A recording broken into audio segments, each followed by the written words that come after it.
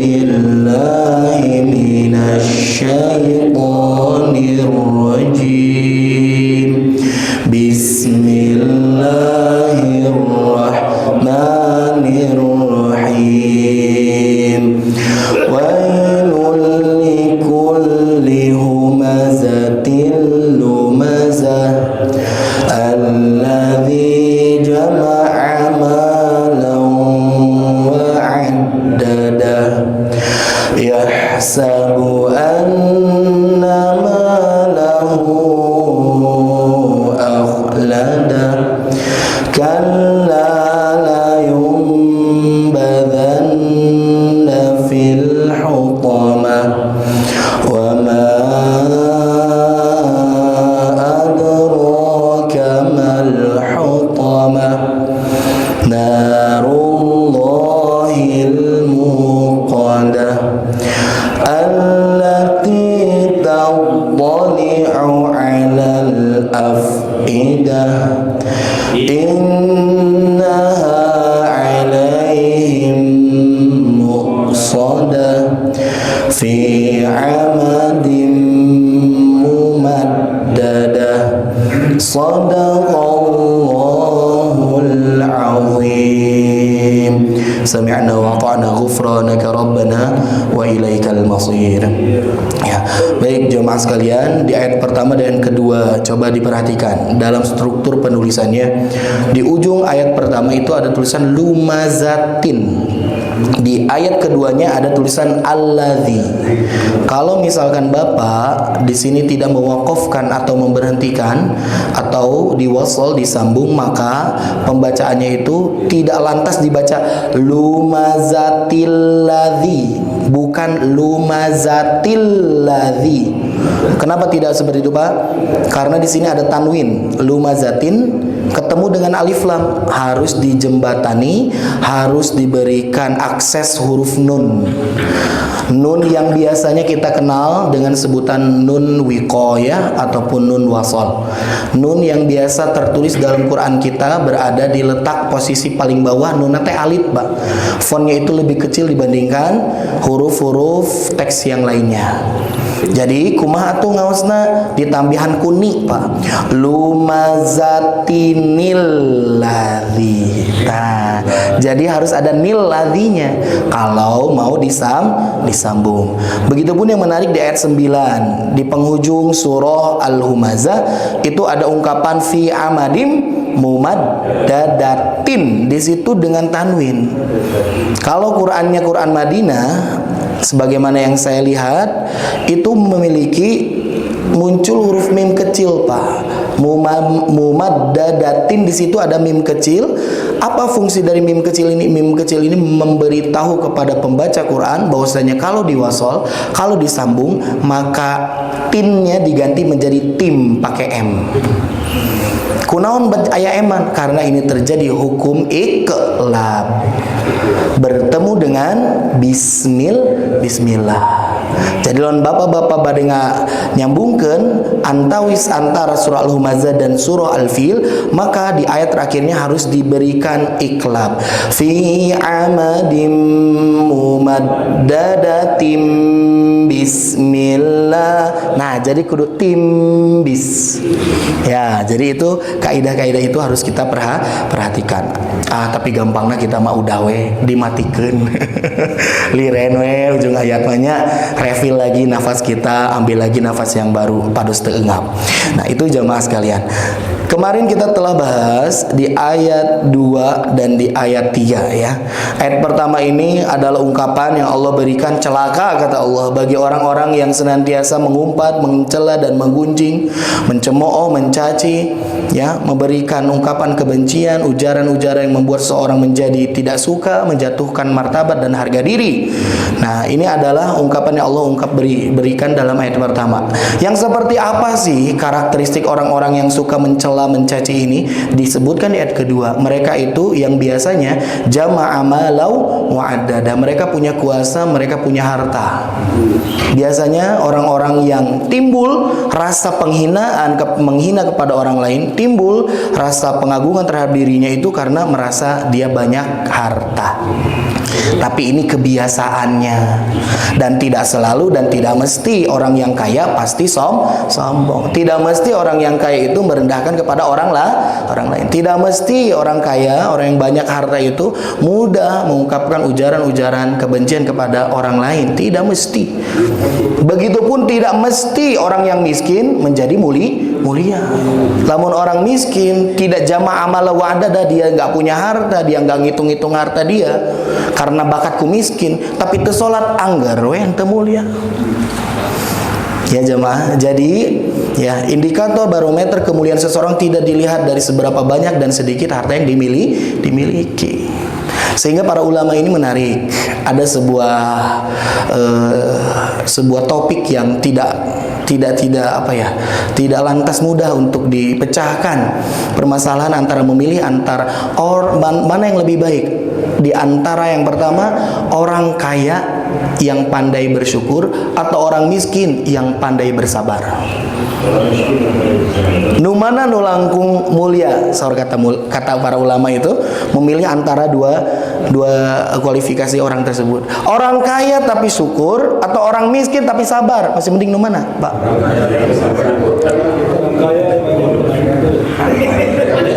Nu paling sae, nu paling takwa diantaranya, Pak. Karena inna akramakum indallahi atqakum, ya. Jadi kalau orang yang dengan kekayaannya dia bersyukur, memberikan manfaat yang luas dan lebih banyak dibandingkan sabarnya orang yang miskin, dia lebih bagus. Tapi ada orang yang miskin, dia sabarnya lebih panjang, lebih kuat, ya, dibandingkan syukurnya orang kaya, makanya dia lebih bagus juga. Jadi kembali lagi kepada kepribadian dari sikap ketakwaannya. Dua-duanya bagus tentunya, ya. Nu bangkawara manaon. Jalmi anu beunghar tapi teu syukuran, jalmi nu miskin tapi teu sabar. Ya. Nah, jadi jamaah sekalian, kekayaan itu sebagaimana sering diungkap oleh saya, itu bagaikan pisau yang kita pegang. Dia memiliki potensi bisa menjadi jalan mulus terbaik seseorang ketika dia kaya menuju surga Firdaus. Kadang kekayaan pula dapat menjerumuskan, menjatuhkan, menggelincirkan seseorang masuk ke dalam kesengsaraan neraka. Jadi potensi saja gitu, ya. Dan mudah-mudahan kita, kalaupun diberikan takdir sebagai orang yang kaya, ya Pak, kita mampu untuk mengolah, memanfaatkan harta ini untuk jalan menuju surga kita lebih mulus lagi. Amin ya Allah ya Rabbal alamin. Jadi nu kadua ku Allah teh disebatkeun, diberikan deskripsi nih, orang yang lumaza, mereka mencela mencemooh di depan ataupun di belakang itu, mereka yang kadang-kadang kata Allah ini, yang paling banyak seringnya itu adalah orang yang punya potensi kekayaan ini, ngerasa bahwasanya saya lebih dibandingkan mereka. Nomor 3, yahsabu anna malahu akhlada. Selanjutnya deskripsinya apa? Seorang yang udah punya banyak harta, punya kuasa, menganggap bahwasanya dirinya akan kekal hidup selama-lamanya. Ini anggapan mereka. Ya. Nah, dibantah oleh Allah Subhanahu wa taala pada ayat yang keempat yang akan kita bahas sekarang ini. Kala, kata Allah, sekali-kali tidak. Maksudnya naon? Ngabantah pada persepsi dan paradigma pandangan yang mengatakan bahwasanya harta itu akan mengekalkan hidup seseorang. Nggak bisa kekal.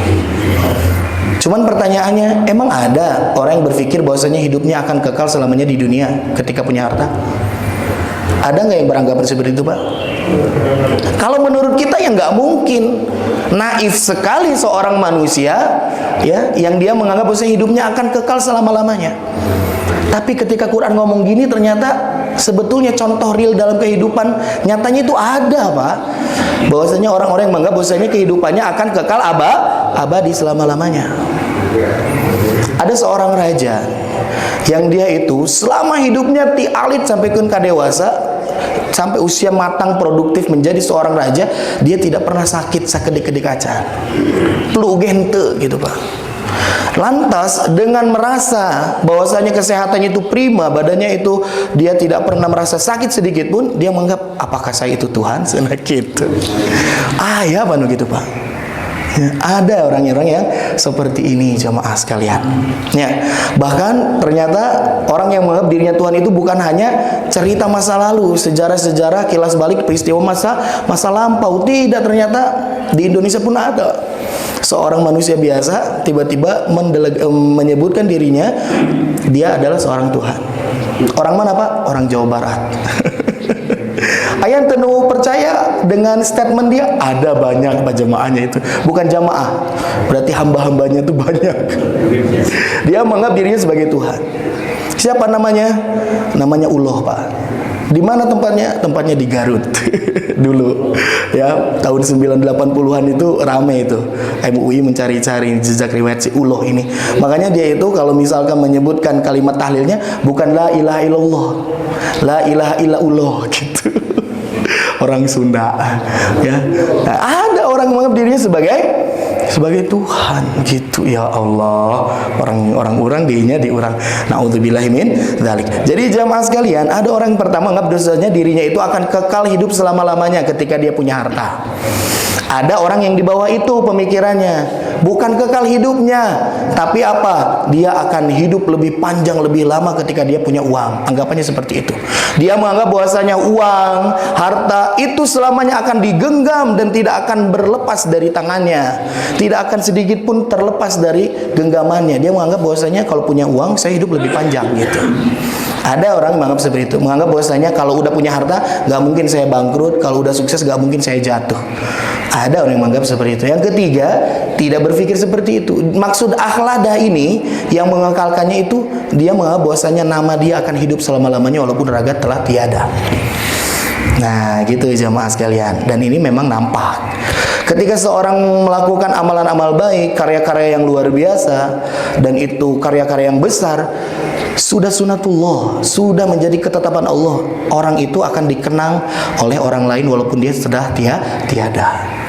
Tapi sayangnya ada orang yang ambisius, ingin mencetak namanya itu sehingga diingat oleh orang-orang yang lain sebagai sebuah kebanggaan pribadi. Nah ini yang tercela, karena dia berambisi dengan harapan orang-orang itu akan ingat terhadap jasa-jasa dia.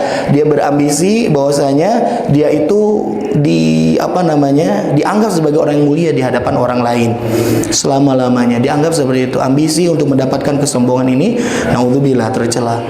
Tanpa dia sombong pun, kalau memang benar berjasa, insya Allah akan dikenang. Udah gitu aja. Kita melakukan amalan yang baik, nothing tulus lah. Nggak cari apa-apa. Insya Allah orang lain pun pasti akan merasakan nikmat dan kebaikan yang telah kita torehkan. Toh sakit tuh, apapun itu. Ya, jadi di sini di ayat ketiga Allah Subhanahu Wa Taala menggambarkan deskripsinya seperti itu. Dan ternyata jemaah sekalian ada yang meneliti dan juga meresapi dari beberapa runtutan ayat dari surat Al-Humazah. Ini bagaikan apa ya? Sebuah standar dan kerangka pemikiran seseorang ya terhadap topik yang sedang dibahas. Kalau istilahnya kita mah seorang mahasiswa bikin makalah. Bikin makalah itu harus jelas, Pak. Teorinya apa, awalnya latar belakangnya apa, permasalahannya apa, udah gitu mendeskripsikannya dengan jelas sehingga dampak-dampaknya apa seluruhnya dijelaskan sebagaimana Allah Subhanahu Wa Taala meruntut dengan begitu sistematis. Sebutkan oleh Allah celaka bagi orang yang humazah dan lumazah, tapi Allah tidak berhenti di situ. Jelaskan oleh Allah ari humazah lumazah teh kumaha, seperti apa batasan-batasannya, bagaimana tipikal dan karakteristiknya. Setelah itu disebutkan oleh Allah di ayat yang keempat sampai ayat yang terakhir mengenai balasan yang akan didapatkan oleh orang-orang yang sering humazah dan lumazah. Dijelaskan oleh Allah dengan segamblang-gamblangnya. Begitupun yang harusnya kita terapkan dalam proses pemikiran kita terhadap sesuatu. Tong wungkul apal, iya salah, iya benar, tapi harus tahu apa yang menjadi penyebab kesalahannya, apa yang membuat lantas kita menyanjungnya, apa yang membuat kita itu memiliki keyakinan terhadap hal itu baik dan buruknya. Harus ada nih kerangka berpikir yang jelas. Sama seperti ada orang-orang yang bagus, Pak. Mereka mengatakan ini sesat, ini sesat, ini sesat. Ari ditanya sesatan naon? Ya pokoknya mah sesat we. Kita tiasa gitu. Ya. Oh, sering kan ngomong ini salah, ini nggak betul ini. Kunaon emang betulnya? Pokoknya mah betul we. Nggak jelas nih. Allah udah ngasih tahu cara untuk membuat seseorang sadar, ingat ataupun menyatakan sesuatu baik dan buruk itu harus disertakan dengan penjelasan yang matang. Ya. Kalau kata Ibnu Hajar Al-Asqalani, ya, memberikan kritik terhadap seorang muslim yang memiliki semangat untuk menyebarkan kebenaran, kebaikan, tapi tidak dilandasi dengan ilmu yang matang, ya, tidak punya kapabilitas, ya, tidak punya kompetensi, dia langsung menyebutkan seruduk kanan kiri sesat ini, tapi dia nggak punya ilmunya, bagaikan seorang anak burung yang mencoba untuk dia terjun dari atas pohon, namun bulu-bulunya belum tumbuh, Pak. Bisa ngapungol, Pak. Bisa hiber deh, Pak. Tetiasa. Belum saatnya, belum waktunya. Gali dulu, cari dulu, amati dulu. Ya, cross check dulu, baru nanti memutuskan betul ataupun salah. Sebagaimana kisah yang terjadi 20 tahun silam. Ya, MUI itu dibantu oleh Dr. Ustadz Atian Ali yang hidup, yang sekarang masih ada, Pak. Beliau itu meneliti bagaimana kesesatan NII. NII-nya bukan NII Kartosuwiryo yang memang telah tiada, tapi NII yang dibuat KW9, Komandemen Wilayah 9 itu, yang akhirnya merujuk pada, ya, mencuatnya isu yang belakang ini sedang naik, ya. Nah, itu ternyata prosesnya itu sangat panjang sekali, Pak.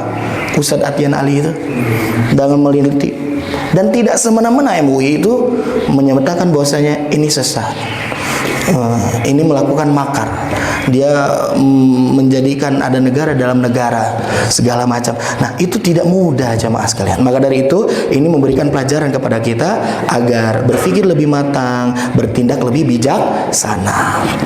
Di ayat yang keempat, jamaah sekalian, saya akan coba tuliskan.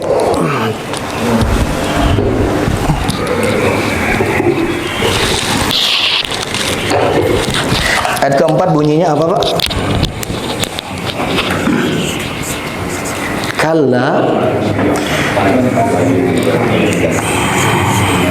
layum badanna fil hutamah. Kalla itu maknanya apa? Artinya apa? Letterlek dalam terjemahan kita itu sekali-kali tidak. Allah Subhanahu wa ta'ala dengan tegas dan gamblang menyebutkan bahwasanya pemikiran orang-orang yang menganggap bahwasanya harta itu akan mengekalkan hidupnya, harta akan membuat seorang lebih panjang angan-angannya, itu jangan sampai berpikir seperti itu. Sekali-kali tidak, harta itu tidak seperti itu. Engkau punya banyak harta pun bukan berarti umurmu masih panjang. Sekali-kali kamu jangan berpikir sedikit pun mengenai harta seperti itu, kata Allah Subhanahu wa ta'ala. Sekali ya punten, Pak, ya. Jadi harus, ya, pindah posisi. Sekali-kali tidak. Dan kata para ulama menyebutkan kalau Allah Subhanahu wa ta'ala, ya, harus gitu ya, tadi pengkolkeun ka dia. Tak gambaran, ya. Ya. Jadi kalau ada ungkapan kala dalam Al-Qur'an, kan ini banyak, Pak, kala itu dalam Quran. Kalla saya'lamun, kan gitulah. Tsumma kalla saya'lamun, kalla saufa ta'lamun, kan seperti itu. Nah, ini menandakan bahwasanya Allah itu sedang menyebutkan yaqulu kadzabta. Nah, ari kadzabta teh naon, Pak? Kadzabta teh engkau berdusta. Kalau ada orang menganggap bahwasanya harta itu menjadi barometer kemuliaan seseorang, jangan sekali-kali dipercaya. Itu adalah ungkapan dusta. Kalau engkau memikir seperti itu, engkau itu telah dusta. Enggak kayak gitu, kata Allah. Gitu, sahurna teh. Jadi ini adalah bentuk penegasan, negasi yang menyatakan bahwasanya jangan berpikir seperti itu sedikit pun. Selanjutnya layum badana. Nah, layum badana ini asal katanya itu nabadha, Pak. Jadi ungkapan la dan na di akhir ini adalah imbuhan. Ya, la itu artinya apa? La di sini artinya adalah taukid. Taukid itu penegasan. La di sini artinya benar-benar nih. Yumbadzana artinya apa dalam Quran? Dilemparkan. Benar-benar akan dilemparkan. Nah, di sini pun artinya taukid. Jadi taukidnya ada dua, penegasannya ada dua. Kalau dalam artinya itu bisa diartikan sekali-kali tidak, sungguh benar-benar akan dilemparkan. Jadi di sini ada ungkapan sungguh dan benar-benar. Maknanya apa jamaah sekalian? Para ulama menyebutkan kalau ada ungkapan ditambah dengan huruf taukid, penegasan seperti ini, tandanya Allah itu serius dengan firman-Nya. Bukan serius lagi, Allah itu sangat serius menyebutkan bantahan terhadap orang-orang yang menuhankan harta, orang-orang yang menganggap remeh, yang melakukan tindakan caci maki kepada orang lain. Karena apa? Karena mereka menganggap dirinya lebih kuat dibandingkan orang lain. Allah itu benar-benar serius dengan ungkapannya ini. Ya, ada dua, la dan nun bertasydid. Ini adalah kata taukid yang menegaskan sesuatu yang Allah sampaikan. Benar-benar oleh Allah akan dilempar, kata Allah. Fil hutoma, ke dalam hutoma. Hutoma teh naon? Hutoma itu neraka. Para ulama menyebutkan juga jemaah sekalian, dalam tafsir As-Sa'di, maknanya itu bukan hanya dilemparkan, tapi dicampakkan. Naon bentena dilemparkan dan dicampakkan, Pak? Lebih parah mana, dilempar atau dicampakkan? Dilempar. Lamu dicampakkan mah bisa jadi dilempar, dilayaknya, diciduhan, gitunya. Itu lebih hina, menganggap bahwasanya orang-orang yang dia itu melakukan humazah-lumazah, mencela, mencaci, udah gitu menganggap bahwasanya harta segala-galanya dalam kehidupannya itu, dia itu benar-benar mendapatkan kehinaan oleh Allah Subhanahu wa taala, sampai-sampai akan dicampakkan oleh Allah, tidak akan dipandang oleh Allah Subhanahu wa taala. Ini tegasnya Allah nih, ngasih tahu sama kita nih, hal perkara yang sepele, yang kadangkala kita pun tidak sadar untuk melakukannya gitu. Kan nganggap naon si eta mah gitu. Ya, si eta mah biasanya ge kitu kieu. Nah, kadang-kadang kita nggak tersadar nih, padahal ancamannya berat. Karena orang-orang yang melakukan itu pasti benar-benar akan dilemparkan, bahkan dicampakkan oleh Allah ke dalam fil hutoma, ke dalam neraka hutoma. Nah, hutoma itu salah satu nama dari neraka. Neraka ada neraka jahim, neraka sakor, neraka wail, ada neraka jahanam, di antaranya ada neraka hutoma. Para ulama kalau menyatakan bahwasanya tafsirnya apa? Kalau ada hutoma diungkap oleh Allah di dalam Quran, maknanya neraka yang filosofinya itu akan menghancurkan, Pak. Apapun yang masuk ke dalam hutoma akan hancur lebur, tidak bersisa. Tangan yang kuat seperti ini dengan tulang belulangnya, kaki, susunan tulang belulang kita itu akan remuk, Pak, ketika masuk ke dalam hutoma. Hancur, sehancur-hancurnya. Tidak akan mungkin ada sesuatu yang tetap ketika masuk ke dalam hutoma, melainkan keluar akan menjadi bubuk. Lamun masuk hutoma. Ngeri, Pak. Jadi yang pertama ini Allah Subhanahu wa taala mengatakan bahwasanya jangan berpikir hal yang seperti itu, jangan bertindak seperti itu, karena fil hutomah jalmi zaminus seperti itu teh. Ini ayat keempat. Ayat kelima, Pak, kalla la yumbadanna fil hutomah. Terus ayat kelimanya, wama adro kamal hutomah. Nah, biasanya, Pak, kalau sesuatu yang penting itu suka diulang beberapa kali, Pak. Contoh, kalau misalkan kita ngasih tahu sama anak kita mau berangkat sekolah dan tahu pas ketika sekolah itu ujian. Kan ketika sebelum berangkat teh, Dek, tos sarapan can. Tadi sarapannya seueur teu. Terus ya diulang-ulang pertanyaan teh. Udah makan belum? Makannya sama apa kalau udah makan? Minumnya gimana? Vitaminnya udah dimakan belum? Menandakan bahwasanya ada keseriusan yang digambarkan oleh seorang ayah, orang tua kepada anaknya. Ketika anaknya besok mau ujian, malamnya dibangunkan, ayo belajar dulu, belajar lagi, terus diulang-ulang. Karena apa? Penting itu, Pak. Begitupun Allah Subhanahu wa taala menyatakan dengan ungkapan wama adro kamal hutoma. Nah, jadi pertanyaan-pertanyaan seperti ini tuh untuk membangkitkan lagi, mengingatkan lagi, merefresh kita lagi mengenai hutoma. Hati-hati nih dengan hutoma. Jangan sampai nih kita masuk ke dalam hutoma ini, kata Allah Subhanahu wa taala dengan bentuk pertanyaan. Kamu tahu nggak sih apa itu hutoma? Jangan anggap remeh nih tentang hutoma nih. Jangan anggap bahwasanya siksaan. Lamun nunyiksana capek atau swerengse misalkan, itu gitu. siksaan yang tidak berbatas. Maka dari Allah terus ingatkan lagi, karena saking sayangnya kepada kita agar kita tidak masuk ke dalam hutomah gitu. Ya, jadi yang paling sayang kepada kita itu sebetulnya adalah Allah Subhanahu wa taala. Allah senantiasa berikan jalan agar kita itu kembali kepada Allah. Bahkan musibah itu adalah salah satu bentuk kasih sayang Allah kepada seorang hamba. Kata Nabi Muhammad SAW, apabila Allah mencintai seseorang, ibtalahu, Allah akan berikan bala, cobaan, ujian, musibah yang menghampiri di hidupnya. Agar apa, Pak? Agar dia ingat kembali dia punya apa-apa. Ketika udah jatuh, siapa yang dia minta? Ya Allah Subhanahu wa taala.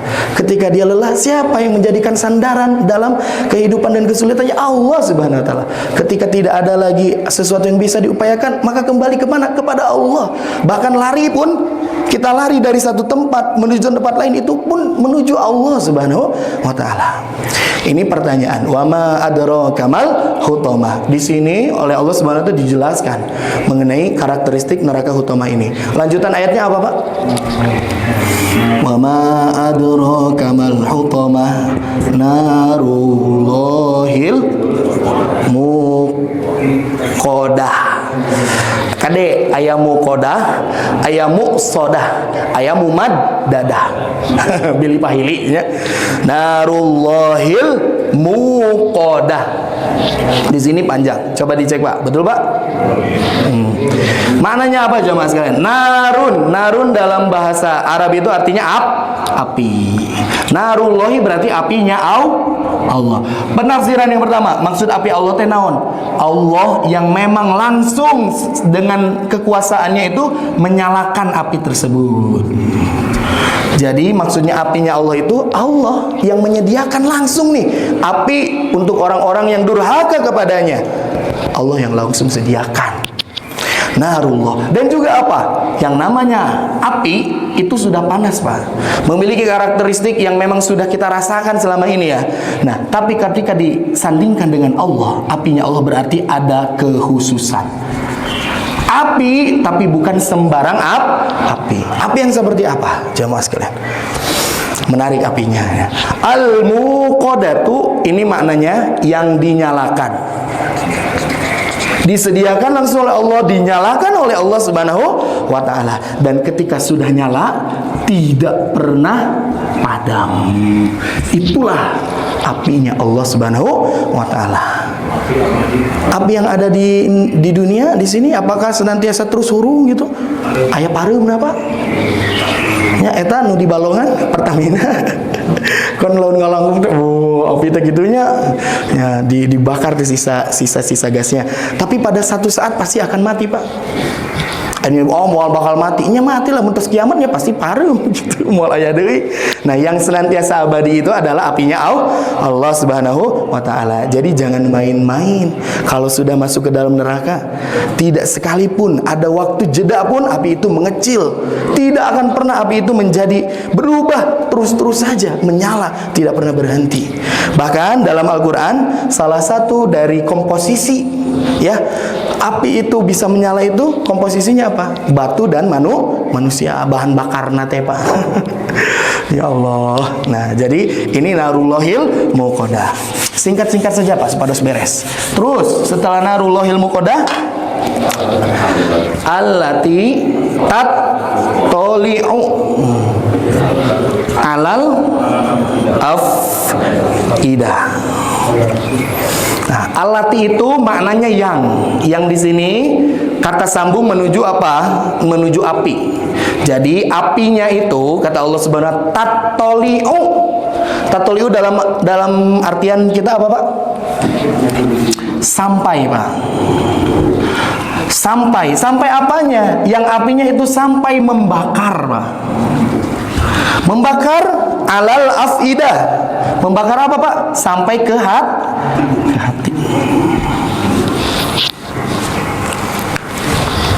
Kalau misalkan bapak-bapak semua ya, ketika kita terbakar tangan kita oleh apa namanya? Oleh api, nalika nu dibelum tu panangana anu asak panangana atau dadana panangana wungkul.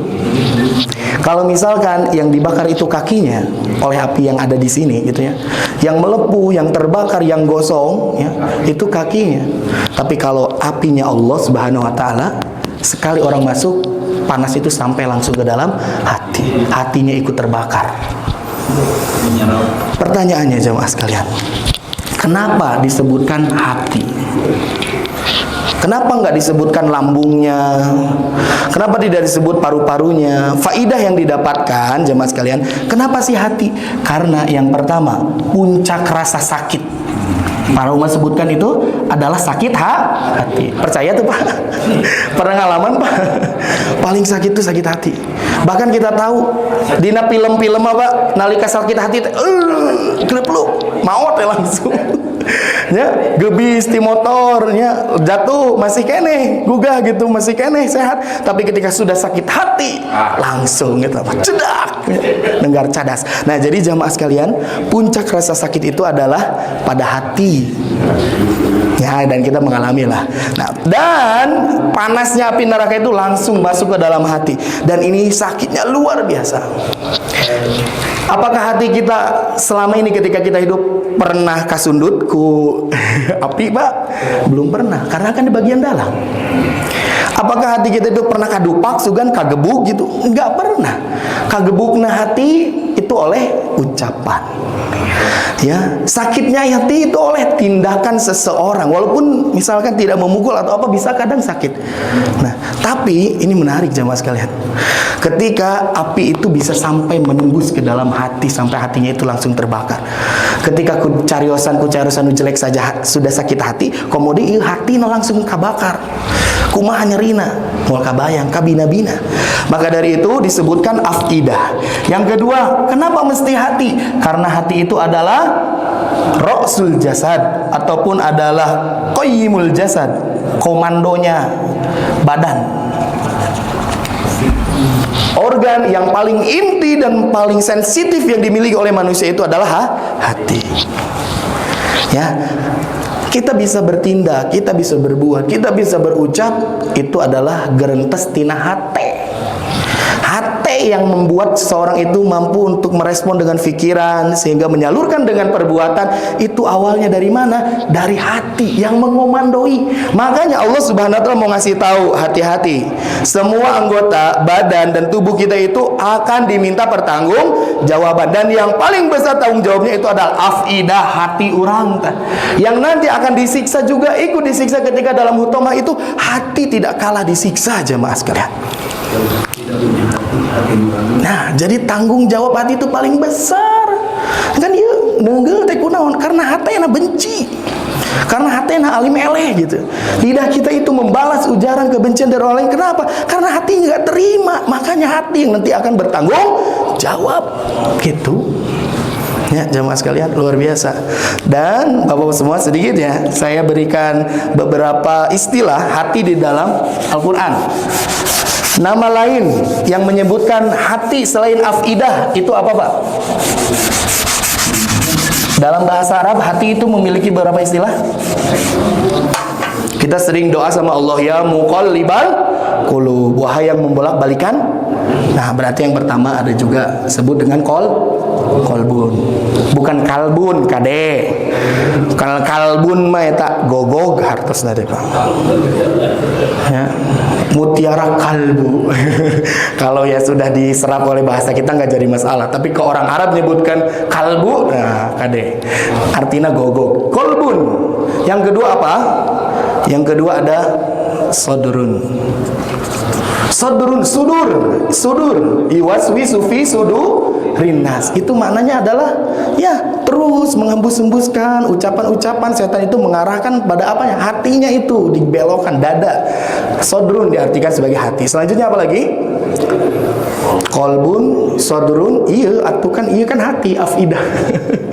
Afidah itu adalah jamak dari fuadun, jamaah.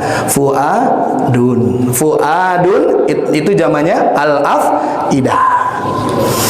Satu lagi, hati dalam bahasa Arab pun sering disebutkan dengan ungkapan lubun. Itu hati. Nah, naon perbedaannya? Ada filosofi tersendiri. Banyak sih ya referensi dan juga yang menyatakan berbeda-beda. Namun ini sebagai salah satu saja dari beberapa referensi itu. Kalau kolbun, jemaah sekalian, sumber isi. Jadi isi hati yang ada dalam hati itu adalah kolbun. Kita yakin terhadap sesuatu, kita mempercayai terhadap sesuatu, kita punya anggapan sama orang lain. Oh, saya tambah bager sini, kita sudah mencap seorang sebagaimana sesuai dengan persepsi kita, itu masuk ke dalam kolbun. Sodrun itu adalah wadahnya. Hati-hati juga, hati juga artinya, tapi wadah. Nah, wadah isi nate kolbun gitu. Karena sodrun itu lebih kepada letak. Sodrun itu artinya dada, Pak. Bisa diartikan dada juga. Selanjutnya fuadun. Fuadun ini adalah penglihatan hati. Lebih kepada respon hati melihat sesuatu. Itu diserap dan dicerna oleh fuad. Ketika kita melihat sesuatu yang baik, langsung merespon dalam hati teh. Melihat sesuatu ini, merespon, ya buruk segala macam. Itu filternya yang melihat, yang mencerna dan meresapi terhadap suatu realitas yang terjadi, masuk ke dalam dada itu dengan fuadun. Dan lubun itu adalah pokok isi. Kalau ini sumber isi itu bebas, tapi kalau pokok isi itu masuknya lubun, seperti keimanan. Nah, keimanan yang tertanam dalam hati itu masuk itu dalam sanubari lubun itu. Nah, maka dari itu jamaah sekalian, kenapa Allah Subhanahu wa taala pilih di sini yang terbakal itu afidah, fuad? Karena bisa jadi orang itu dia tidak memfungsikan penglihatan mata hatinya itu dengan benar. Hatena mah gerentes sama saya, tapi ditutup-tutupi gitu dah. Atau bahkan karena sudah saking mengeraknya nih hati kita, sampai fuadnya itu rusak dan tidak berfungsi gitu. Melihat kebaikan orang lain tidak merasa dibaikin, tidak ingin memberikan kebaikan juga kepada orang lain, dibaikin malah nyolot, malah marah. Nah, ini adalah sudah rusak fuadnya. Maka dari itu disebutkan nih, fuad yang tanggung jawab. Gitu jamaah sekalian. Selanjutnya, allati tatali'u 'alal afidah innaha 'alaihim muqsadah. Nah, kade Pak. Pertama muqadah, terus muqsadah, dan terakhir mumad.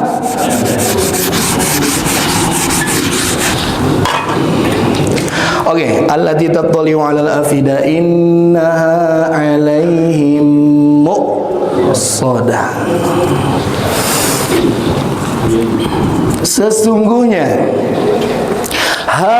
alaihim, hadis ini api, ini lagi ngomongin hutoma nih, apinya hutoma. Sesungguhnya api hutoma itu alaihim, atas orang-orang yang masuk ke dalam hutoma, muqsadatun artinya tertutup, Pak. Bahkan nutup nage dugikeun ka rapat pisan. Ya, bukan ditutup dengan naon teh? Ya, minum obat ditutup dengan rapat. Rapat mana gitu. Fajarna hadir. Ya, jadi jamaah sekalian, sesungguhnya api yang tersedia dalam hutama itu dia memiliki karakter menutup dan tertutup, terkunci, sangat rapat. Dan menarik apa jemaah? Saya baca di artikel bahwasanya api itu tidak bisa berkembang, tidak bisa terus membesar kalau tidak ada leres teh Pak, Pak. Lalu tertutup sangat kedap sekali, api itu pasti pareum, Pak. Lilin we nya teu kedah ditiup, tutupan we teh ku gelas, pareum eta teh, Pak. Leres, Pak. Tapi, Pak, ini narullah, ini apinya Allah. Api bukan sembarang api, ditutup rapat-rapat apinya, tapi tetap menyala. Tetap membesar terus, Pak. Apinya Allah itu beda. Kata Nabi Muhammad SAW, gambaran api terpanas di bumi itu belum ada apa-apanya. 70 kali bandingin ke api di akhirat. Paling panas naon, Pak? Mataharinya. Nah, itu baru 1/70-nya itu. Kabayang tuh, Pak, mantangna teh langsung nembus kana hate panas nage. Ya. Jadi jamaah sekalian, ini adalah apinya Allah yang memiliki klasifikasi yang berbeda dengan api yang kita tahu. Berwarnanya juga bukan berwarna merah lagi ya tuh. Tugikeun warna hidung api teh. Ya, jadi luar biasa. Allah Subhanahu wa taala sangat rinci menyebutkan balasan bagi orang-orang yang suka mencela, menghina ini. Menyala. Dan ada juga yang menyebutkan, saya kaitkan lagi ya, tatoliu itu bukan hanya artinya sampai membakar ke dalam hati, tapi tatoliu itu artinya apa? Api itu dia dapat mendeteksi. Api itu dapat tahu ketika dia membakar seseorang itu, api itu akan tahu itu orang durhaka teh dengan kadar yang seperti apa, dan kadar bakarnya itu akan mengikuti sesuai dengan kadar kedurhakaannya kepada Allah Subhanahu wa taala. Luar biasa Pak didesain. Dalam satu tempat yang sama, dengan api yang sama, tapi kadar panas dan siksaannya berbeda. Itulah apinya Allah Subhanahu wa taala. Mau bisa disami-samikan saja jadi orang. Ya. Nah, jadi jamaah sekalian, para ulama sebutkan nanti ada orang yang masuk ke dalam neraka itu ada dari muslim. Ketika dia banyak dosanya dan melebihi dari kebaikannya, dia masuk neraka dulu. Ada orang kafir. Tapi ketika masuk dalam neraka yang sama, ya, kadar siksanya itu, panasnya itu akan berbeda. Tapi tong rasa agul, oh lamun asup neraka orang dah muslim euy, paling ge cuma disentet sakedik nya ulah gitu. Ya, jadi jamaah sekalian, ini hati-hati. Tapi para ulama sebutkan muslim dan kafir berbeda kadar siksanya, kadar panas apinya. Api akan mengetahui dan mendeteksi secara langsung. Canggih Pak apinya Allah, Pak. Selanjutnya apa? Orang kafir dengan orang kafir pun itu akan dibedakan. Dibedakan apanya? Kadar sakit dan juga siksaannya. Kalau kafirnya banget gitunya, maksud kafir banget naon? Karena kafir kan beda-beda Pak. Ada kafir yang dia itu hanya dalam teritori tidak mengimani Allah, tapi dia fine-fine aja sama orang muslim. Dia fine-fine aja sama dengan syariat Islam. Dia tidak mau urus tuh baik dengan kita. Nah, itu disiksa oleh Allah Subhanahu wa taala. Tapi yang lebih disiksa lagi adalah entos kafir dan dia yasudduna an sabilillah. Dia menghalang-halangi orang untuk masuk menuju jalan Allah. Tah ieu lebih parah deh Pak. Madangnya kafir itu klasifikasinya berbeda dan akan mendapatkan sesuai dengan kadar kekafirannya dari siksaan Allah Subhanahu wa taala. Itu tah maksudna teh. Innaha alaihim muqsadah, tertutup rapat. Makna yang kedua, kalau sudah ditutup dengan rapat, tidak bisa ada orang yang keluar. Tidak dapat ada orang yang keluar sedikit pun. Moal cara siga-sigayus tambunan sampai aya laguna. Nya tos masuk penjara, terang-terang nonton tenis di Bali. Terang-terang tiasa keluar negeri. Tah moal aya carita kitu lamun tos ka hutomah mah atos we di dalam. Kecuali nanti kalau izinkan Allah berikan remisi kepada orang-orang muslim. Yang ketika sudah habis masa penyiksaannya, dia diberikan apa? Diberikan kesempatan dan juga diberikan syafaat pertolongan untuk masuk ke dalam surga. Tapi tong dibayangkan sehari 2 hari Pak. Sehari lagi bahkan 1000 tahun. Jadi jangan dianggap seperti mudah dan gampang. Tidak. Tetap kita itu ingin masuk ke dalam surganya Allah itu hisabai yasir, dengan hisab yang mudah. Ketika masuk pun tidak transit dulu ke neraka, nggak mau, pengen direct langsung masuk ke surga. Kan gitunya. Jadi jangan ada harapan, ayolah saya mah lebet ke surga ke pandiri asal ke surga. Ulah gitu. Bilih saya pun jadi surgana. Ya. Jadi jamaah sekalian, innaha alaihi musadah, tertutup rapat. Sebagaimana saya sebutkan di pertemuan yang sebelumnya, nanti itu kematian itu akan ditiadakan oleh Allah Subhanahu wa taala dengan gambaran seekor kambing, seekor domba yang disembelih. Para penduduk surga, para penduduk neraka melihat ke arah sembelihan domba itu dan mereka sudah tahu bahwasanya pada detik itu ketentuan Allah sudah menjadi final, mutlak. Nu di neraka tetap abadi di neraka, la yamutu fiha wala yahya. Moal bakal maut, moal bakal hirup, maksudnya naon? Nalika digebuk, disiksa, hancur juga tidak pernah sampai mati. Terus kullama nabijat juluduhum badalnahum juludan ghairaha. Ketika ada kulit yang terkelupas, ketika ada anggota badan yang hilang, yang hancur, maka akan diganti dengan kulit yang baru. Terus begitu. Jadi ente maut-maut. Kan ada orang yang sudah sangat sakit, udahlah saya lebih baik mati saja, kan gitu. Nah, imam mual tiasa. Ya. Wala yahya, dan juga tidak hidup. Mana naon? dah hirupnya disiksa.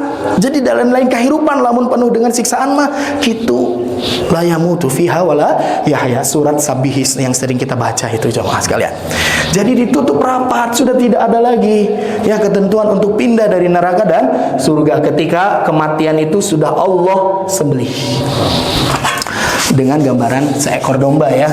Nah, jadi jemaah sekalian itu gambarnya inna alaihimus soda terakhir fi amadin mumaddadah. Nah di amadin, di dalam neraka hutomah itu nanti terdapat amadim mumad dadah, terdapat tiang-tiang yang memancang Pak, tiang, ayat tiang-tiang. Nah tiang-tiang di sini tafsiran yang pertama, naudzubillah, kita sering makan sate Pak. Nah manusia itu diikat pada tiang-tiang panjang itu dan akan dibakar di hutomah itu dengan tiang tersebut. Tafsiran yang pertama. Makanya lamun sekali mikir mam sate bari ngabayangkeun neraka sigana moal raos. Moal raos ya. Antakna atos lah bismillah we mam sate mah atos bismillah gitu. Engke kuatna segerna kangge ibadah. Janes kunaon teu ka masjid tos nuang sate. Aduh sering kajan tenan gitu ya. Olahraga teh untuk kuat, untuk sehat ya. Ya ketik agar apa menunjang terhadap ibadah. Saatos olahraga, saatos ini ya olahraga dan juga kajepat sampean aduh ibadah jadi terawas. Jadi ini menyalahi terhadap tujuan berolahraga. Kudu olahraga itu dapat menunjang terhadap ibadah. Ya, jadi jamaah sekalian itu fi amadin. Jadi tiang-tiang yang panjang itu akan diikat pada tiang tersebut, manusia akan dipanggang nanti di hutomah. Nah, tafsiran yang kedua, tiang-tiang ini digunakan untuk apa? Untuk mengunci. Seperti rumah Pak, zaman dulu kan, dalam rumah dikunci teh nganggo iya, ngangge papan kan nu panjang, sreg gitu kan. Dimasukkan menjadi kunci agar tidak bisa didorong, tidak bisa dibuka.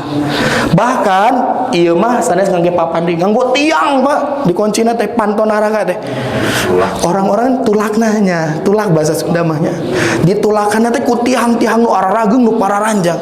Ketika seorang ahlu neraka itu ahlul hutamah melihat, moal aya harapan keluar teh. Ya, tiang lagi sagar deui naon pararanjang luar biasa. Itu adalah gambaran orang-orang yang dimasukkan ke dalam hutomah, tertutup rapat. Bahkan ulama sebutkan murapat nas hutomah itu tidak ada sedikit pun celah angin yang masuk dari luar ke dalam ataupun angin yang keluar dari dalam hutomah menuju arah luar. Menarik Pak.